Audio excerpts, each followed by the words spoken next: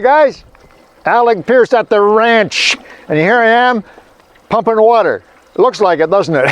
No, this is just a decoration. But let me give you a tip, guys. If your wife is into gardens and flowers like my wife is, this might be something really, really nice to have. You've probably seen things like this before, but let me tell you how to do this really with no expense. Okay, very, very little expense anyway. Because these, you can buy something like this, which basically is an old-fashioned hand pump that actually pumps water. And it looks really nice. You can buy these. Yeah, they're $200 almost.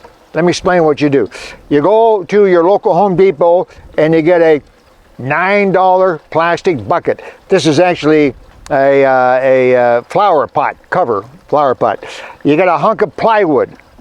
You find an old pump. That may be the hardest thing, although they're not hard to find. You may have an old hand pump kicking around, or go onto your local buy and sell, whatever, and see if you can find one. If you pay more than $50 for it, you paid way too much. $20, $25, you'd be about right. Now, it may be rusty. You may have to clean it up and paint it a little bit. That's fine. It doesn't matter if it works. Okay? So you got a bucket, you got a piece of plywood, you got an old hand pump. Now go to your local aquarium store or pump store, that is like landscaping pump store, and get the smallest. I don't know if you can see that there, Kevin. Can you get any closer there and see this little wee tiny pump? It's only about 2 or 3 inches square. You see it there? And this I think I paid $14 for this little pump. It's a little fountain pump. It's the smallest one you can possibly find. And that is in the water, and when it's in the water, it squirts, it pumps out water. Get a piece of hose, hook the hose to the pump, run the hose up inside and out the front. There you go.